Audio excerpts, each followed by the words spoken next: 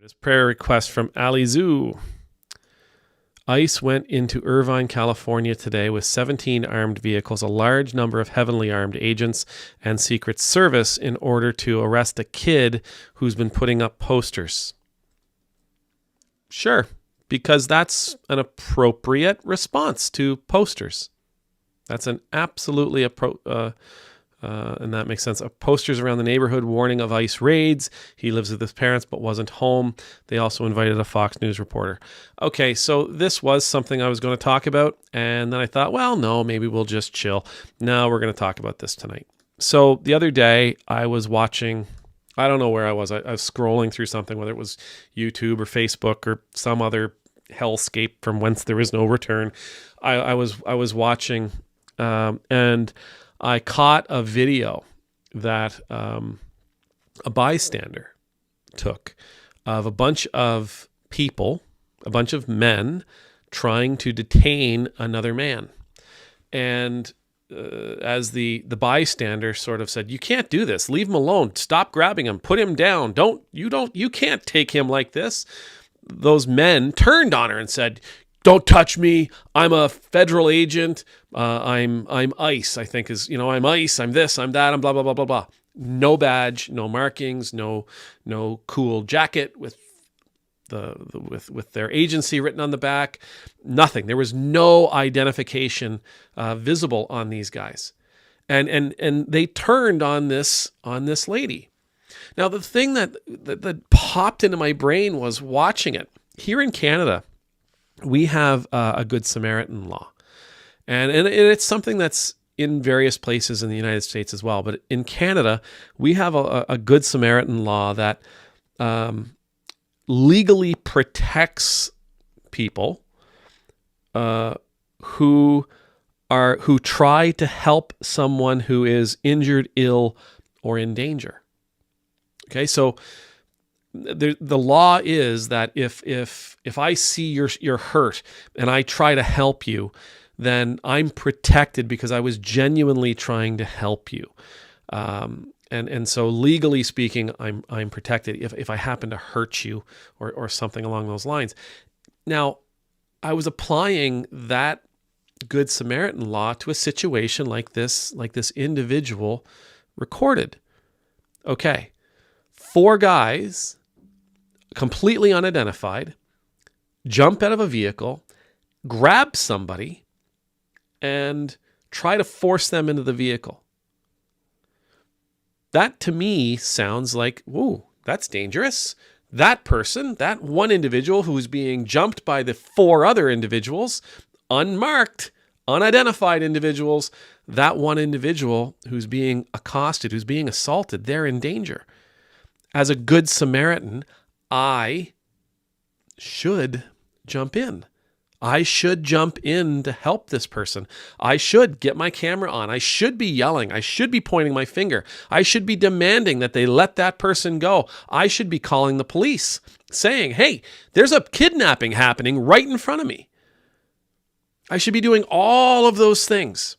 And if I can, even more. And we, as a group of people, because you know how it goes, that kind of ruckus grabs attention, people come together, we would be within our legal rights. We would be protected by the law if we jumped in and stopped those 4 guys from doing it. And yet these 4 guys, because they're claiming to be federal agents. Now, there's the issue for me. They're claiming to be federal agents. Does that mean I stop? I mean, what happens when, I don't know, car pulls up, 3 guys jump out, and they grab some kid? "Oh, I'm a federal agent." Should I do something about that? Shouldn't I call the police? Shouldn't I jump in and say, no, you don't get to take this kid, hands off? Shouldn't I call attention to this moment? Shouldn't I call attention to this assault, to this detaining? Absolutely. You know, the story of the Good Samaritan is it's not just the story of, of who your neighbor is. It's also the story of it's a story of humanity's responsibility to others.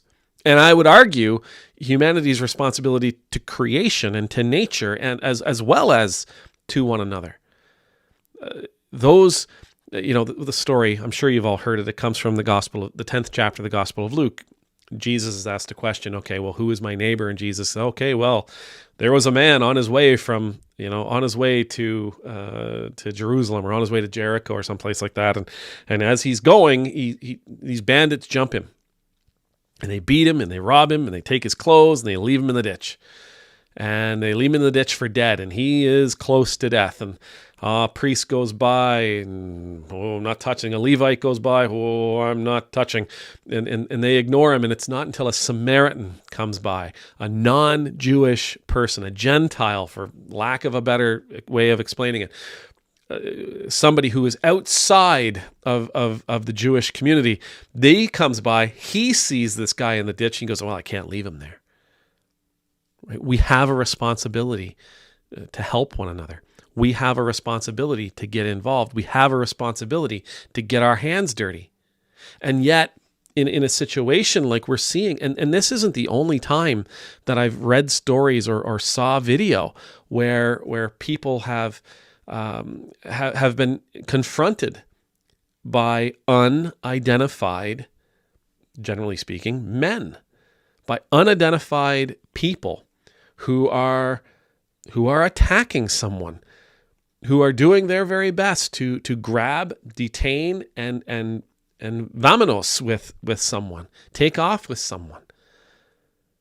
The responsibility remains the same. The responsibility absolutely remains the same. We have a responsibility to the people. We have a responsibility to help when somebody is sick, when we have a responsibility to help when somebody is injured. We have a responsibility to help when it looks like someone is in danger. But the way ICE seems to be going about this sometimes, it's almost like it's the Wild West for them.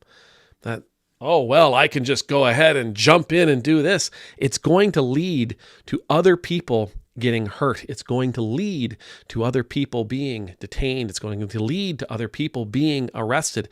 It's going to lead to good Samaritans jumping in, trying to help a fellow person who's being attacked by these other people. It's going to lead to good Samaritans being abused.